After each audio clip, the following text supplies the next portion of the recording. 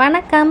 நம்ம வீட்டு குட்டீஸ் பென்சில் கிரையான் எல்லாம் யூஸ் பண்ணி இந்த மாதிரி குட்டி குட்டி டிராயிங் வரைவாங்க. இந்த டிராயிங் எல்லாம் யூஸ் பண்ணி நாம் அனிமேஷன் மூவியாக, அதாவது பிக்சராக எப்படி ரெடி பண்ணலாம் அப்படின்றத தெரிஞ்சுக்கலாம் இந்த வீடியோவில். அதுக்கு முதல்ல எந்த பிக்சர் வேணுமோ அந்த பிக்சரை ஃபோட்டோ எடுத்து சேவ் பண்ணிக்கோங்க உங்கள் ஃபோனில். அதுக்கடுத்ததாக கூகுள் ஓப்பன் பண்ணி அதில் அனிமேட்டட் டிராவிங் அப்படிங்கிறத டைப் பண்ணி சர்ச் பண்ணிக்கோங்க. சர்ச் பண்ணதுக்கப்புறமா மேலே ஃபஸ்ட்டு இருக்கக்கூடிய லிங்க் இருக்குது இல்லைங்களா, அனிமேட்டட் டிராவிங்கிறது, அதை கிளிக் பண்ணி ஓப்பன் பண்ணிக்கோங்க.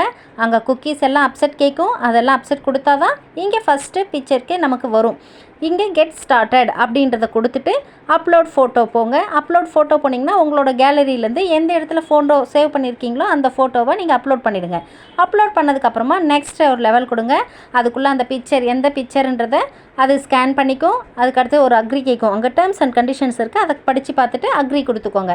அடுத்ததாக இந்த பிக்சர் மட்டும்தானா அப்படின்றத கேட்கும். எஸ் சொல்லிவிட்டு நெக்ஸ்ட்டு கொடுத்தோம்னா அதில் எங்கெங்கே டாட் வச்சுருக்குன்னு பாருங்களேன். அந்த டாட் எல்லாம் மூவ் ஆகும் நமக்கு அனிமேட்டடில். இப்போ எல்லாத்தையும் ரெடி ஆகிடுச்சு. நம்ம அனிமேஷன் ரெடி. நாம் வரைஞ்ச டிராயிங், அதாவது நம்ம வீட்டு குட்டீஸ் என்ன வரைஞ்சிருக்காங்களோ அதை நாம் அனிமேஷனில் கொண்டு வந்துடலாம். இதே டான்ஸில் இருக்குது, ஜம்பிங்கில் இருக்குது, வாக்கிங் இருக்குது, எல்லா மூமெண்ட்லேயுமே இருக்குது. எது உங்கள் குழந்தைக்கு ரொம்பவே பிடிச்சதாக இருக்கோ அந்த மூமெண்ட்டை எடுத்து அழகாக அப்ளை பண்ணுங்கள். அவங்க வரைஞ்ச டிராயிங் அவங்க விருப்பப்பட்ட டிசைனில் ஆடிட்டுருப்பாங்க.